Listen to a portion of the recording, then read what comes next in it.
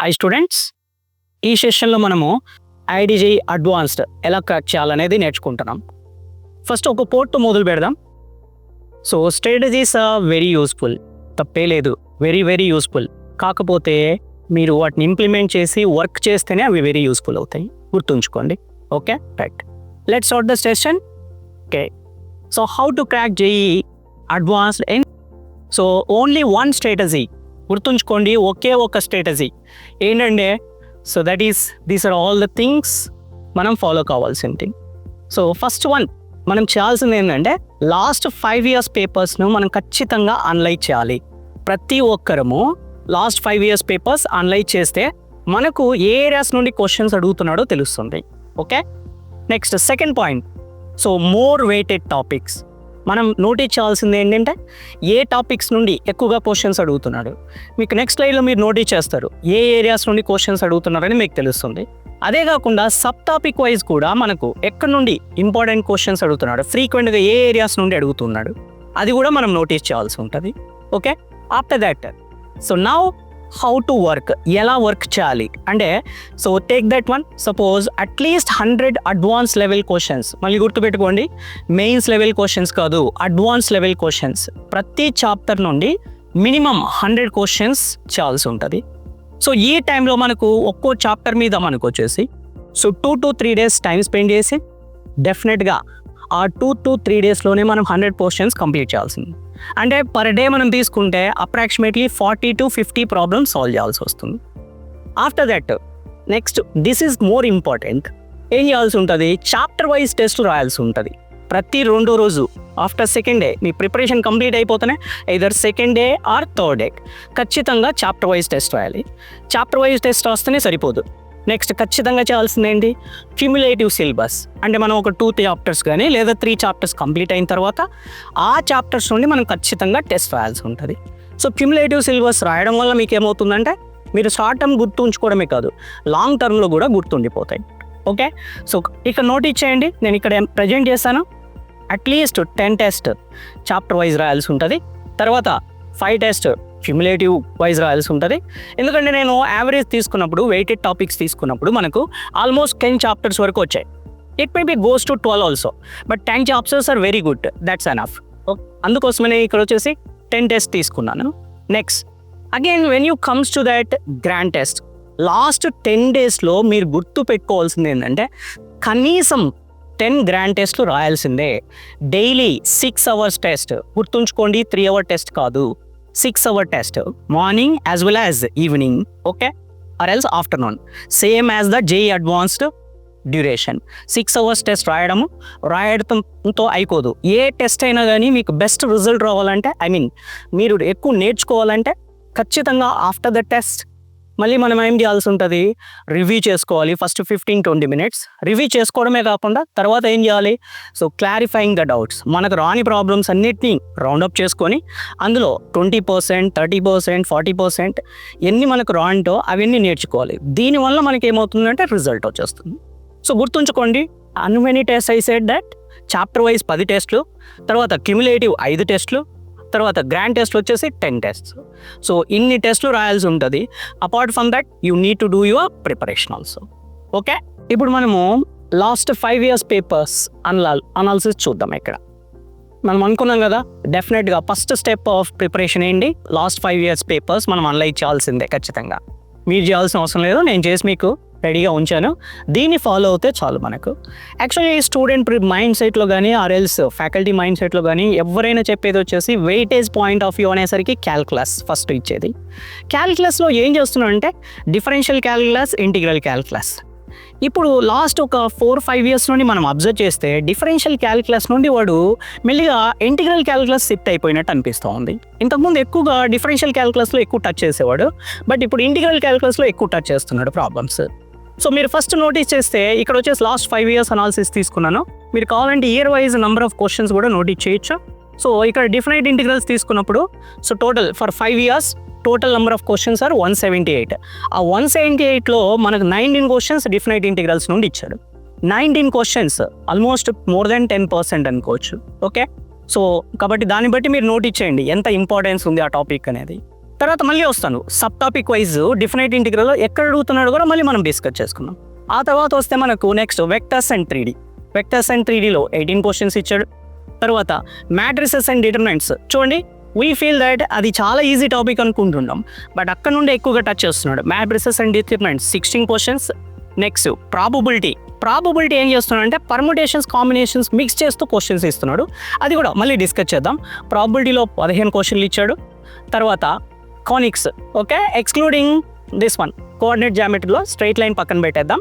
So circle, parabola including circle, parabola, ellipse and hyperbola మీరు తీసుకుంటే 20 questions ఇచ్చాడు. కాకపోతే ఇక్కడ 4 చాప్టర్స్ అంటే సబ్ టాపిక్ కావచ్చు ఏదైనా కానీ కలిపాను కాబట్టి దీన్ని కింద పెట్టేశాను. నెక్స్ట్ మళ్ళీ తీసుకుంటే కాంప్లెక్స్ నెంబర్స్ నుండి 11 క్వశ్చన్స్ ఇచ్చారు. తర్వాత limits, continuity and differentiability 11 questions. Similarly differential equations definitely 1 question అయితే గ్యారంటీగా ఉంటుంది. కొన్నిసార్లు 2 క్వశ్చన్లు కూడా ఇస్తున్నాడు ఇక్కడ నుండి, కేర్ఫుల్గా ఉండండి. తర్వాత ఇన్వర్స్ ట్రిగ్నోమెట్రీ ఫంక్షన్స్ ఇక్కడ నుండి కూడా ఖచ్చితంగా ఒక క్వశ్చన్ ఉంటుంది. తర్వాత అప్లికేషన్స్ ఆఫ్ డెరివేటివ్స్ ఇప్పుడే అనుకున్నాం కదా మనము, డిఫరెన్షియల్ క్యాలిక్యులస్ వెయిటేజీ కొద్దిగా తగ్గించాడు, అట్లాగని దాన్ని నెగ్లెక్ట్ చేయొద్దండి. అది చాలా ఇంపార్టెంట్, మనకు క్యాలిక్యులస్ అనేది చాలా important JEE advanced point of వ్యూకి వచ్చేసరికి. ఓకే, ఇక్కడ నుండి మనకి 7 క్వశ్చన్స్ లాస్ట్ 5 ఇయర్స్లో తీసుకుంటే టోటల్ 130 క్వశ్చన్స్ మనకు వచ్చాయి. 130 క్వశ్చన్స్. సో పర్సెంటేజ్ తీసుకోండి 73%. You can take that 70%. ఒక స్టూడెంట్కు 70% ఐడిజీ అడ్వాన్స్లో మార్క్స్ వచ్చాయంటే సో వాటి రిజల్ట్ ఎందులో మీరే నోటీస్ చేస్తారు, నెక్స్ట్ స్లైడ్స్లో మీరే నోటీస్ చేస్తారు. 70% అంటే it's not easy task, it is the hardest task. అది మీరు అచీవ్ చేస్తున్నారు. 70%లో ఒక 10% ఆర్ 15% డౌన్ సైడ్ కూడా తీసుకోండి, అప్పటికి కూడా you are going to getting the best result వస్తుంది మీకు. సో గుర్తుపెట్టుకోండి. తర్వాత ఇప్పుడు మీరు అడగచ్చు, సార్ వీటన్నిటిలో కూడా మళ్ళీ మనం ఏమన్నా బ్రీఫ్ చేసుకోవచ్చా? ఎస్, గుర్తుపెట్టుకోండి 3 Cలు. ఫస్ట్ C ఫర్ క్యాల్కులస్, మనం చెప్పుకున్నట్టు క్యాల్కులస్ చాలా ఇంపార్టెంట్. రెండో C వచ్చేసరికి కానిక్స్ ఇంక్లూడింగ్ సర్కిల్, ఇక్కడే చూసారు కదా 20 ప్రాబ్లమ్స్ వచ్చాయి. మూడో C వచ్చేసి కాంప్లెక్స్ నంబర్స్. ఓకే, ఈ 3 Cలు గుర్తుపెట్టుకోండి. వీటితో పాటు vectors and 3D. Okay, next after vectors and 3D matrices and determinants and then probability. So మనం ఇవి తీసుకోగలిగితే కనుక ఈ చాప్టర్ చేయగలిగితే మీకు 50% మార్క్స్ వచ్చే ఛాన్సెస్ ఉన్నాయి. సో మోర్ దెన్ 50% కూడా వస్తాయి. So please remember that one. Calculus first C, next C for conics including circle, next third C for complex numbers, next probability, vectors and 3D and then this matrices and determinants. ఈ చాప్టర్స్ను more వెయిటెడ్గా తీసుకోండి. So మళ్ళీ చెప్తున్నాను, మీకు doubt రావచ్చు, sir 70% మీరు ఇచ్చారు 100% ఇవ్వలేదంటే. So మనం ఫోకస్ చేస్తున్నది 45 డేస్లో బెస్ట్ ర్యాంక్ ఎలా కొట్టాలి అనేసి, అందుకోసమే దానికి తగినట్టు మన ప్రిపరేషన్ జరుగుతూ ఉంది. ఓకే, నెక్స్ట్ స్లైడ్ చూడండి, మీరు నోటీస్ చేస్తారు. So these are the cut offs JEE advanced mains కాదు ఇక్కడ వచ్చేసి. సో 2024 తీసుకుంటే 30% was the cut off for open category. So when you comes to OBC, general, EWS, తర్వాత ఎస్సీ, ఎస్టీ ర్యాంక్ వైజ్ తీసుకుంటే మళ్ళీ తగ్గిపోయినాయి. మీరు అదిగా దానికంటే ఎక్కువ ఫోకస్ చేయాల్సిన 2022 పేపర్ డిఫికల్టీ వచ్చింది. 15% was the cut of. So notice that one, 15% cut off. So almost students ఎవరికైతే 18% ప్లస్ వచ్చాయో వాళ్ళందరికీ సీట్లు వచ్చేసినాయి ఐఐటీస్లో. సో 2023 చూడండి 23. So almost all these years 360 మార్క్స్కి పేపర్ కండక్ట్ చేశాడు. 360 మార్క్స్ మీరు క్వశ్చన్స్ తీసుకుంటే I think this year 109 marks cut off వచ్చింది ఇక్కడికి వచ్చేసి. అలాగే ప్రతి సంవత్సరం అక్కడ వచ్చేసి 88 ఏమో అనుకుంటాను, 86 మార్క్స్ వచ్చాయి అక్కడ. సో లైక్ దిస్ ఎంతవరకు మార్క్స్ రావాలి చూడండి. మీరు అనలైజ్ చేస్తే next year paper, I mean 2024 paper మనం మార్క్స్ అనలైజ్ చేస్తే this is for 360. For 360 the student who got 300+, వాడికి ఎంత ర్యాంక్ వచ్చింది? 100 బిలో వచ్చేసింది. అవన్నీ వద్దండి, లీస్ట్ అంటే మీడియం వరకు వద్దాం మనం. 180+ అంటే 50% కదా, 50% మార్క్స్ ఇదే రేంజ్ కదా, 4901.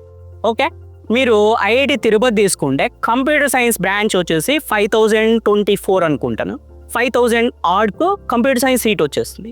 So not only that, up to 6000 లేదా ఇంకొద్దిగా 6500 వరకు కూడా మనకు కంప్యూటర్ సైన్స్ సీట్ వచ్చే ఛాన్స్ ఉంది ఐఐటీస్లో. సో దానికి మీరు సపోజ్ మీకు 6000 ర్యాంక్ రావాలంటే ఎన్ని మార్క్స్ తెచ్చుకోవాల్సి ఉంటుంది? 165+. మీరు క్యాలిక్యులేట్ చేసుకోండి, approximately it would be 45%. Okay, so కాబట్టి మనం చేయాల్సింది ఏంటంటే స్ట్రాటజిక్ ప్రిపరేషన్ అనేది చాలా చాలా ఇంపార్టెంట్. మనకున్న తక్కువ టైంలోనే మనం ఎట్లా దాన్ని ఉపయోగించుకుంటాం అనేది చాలా ఇంపార్టెంట్. ఈవెన్ మీరు డౌన్ సైడ్ తీసుకోండి 109 చెప్పాను కదా 2024లో మనకు so 30 something that percentage cut off ఇచ్చాడు కాబట్టి ఆ పర్సెంటేజ్ వరకు మనం తీసుకున్నప్పుడు 109 ఈజ్ ద లీస్ట్ వన్. ఆ 109 కూడా 25,000 వచ్చింది. మీరు అడ్మిషన్ చూస్తే ఐఐటీస్లో almost 17,000 to 18,000. So that is open category for boys నేను చెప్తున్నది, ఆర్ఎల్స్ జెండర్ న్యూట్రల్ దీనికి చెప్తున్నది. ఆల్మోస్ట్ 18,000 వరకు సీట్స్ వచ్చేసాయి. సో 25,000 ఎందుకంటే సేఫ్ సైడ్ వాళ్ళు ఎక్కువ ర్యాంక్స్ రిలీజ్ చేస్తారు. సో 26,000 వరకు రిలీజ్ చేస్తారు. బట్ వాటిలో ఏంటంటే కొంతమంది అడ్మిట్ కావచ్చు, కొంతమంది ఎన్ఐటీస్కి కంప్యూటర్ సైన్స్ వస్తే వెళ్ళిపోవచ్చు. అందువలన ఇన్ని ర్యాంక్స్ ఇస్తాడు. బట్ 18,000 వరకు స్టూడెంట్స్కి ర్యాంక్ వస్తుంది. ఇది open category gender neutral. So తర్వాత ఉమెన్ రిజర్వేషన్ వేరు, వాళ్ళకి మళ్ళీ యాడ్ అయిపోతుంది. తర్వాత ఓబీసీ కేటగిరీ వేరే వస్తుంది, జనరల్ ఈడబ్ల్యూఎస్ వేరే వస్తుంది. కాబట్టి వీటిని బట్టి మారిపోతూ ఉంటుంది. మళ్ళీ ఇంకా బెటర్గా ఇంకా తక్కువ ర్యాంక్ వచ్చినా కానీ మీకు సీట్ వచ్చే ఛాన్సెస్ ఉంటుంది. నెక్స్ట్ ఇది చూడండి, ఫర్ ఎగ్జాంపుల్ నేను ఏంటంటే opening and closing ranks of IIT Tirupati తీసుకున్నాం. ఎందుకంటే అందరూ ఆల్మోస్ట్ తెలుగులోనే మనం చెప్పుకున్నాం, తెలుగు వాళ్ళే ఉంటుంటారు.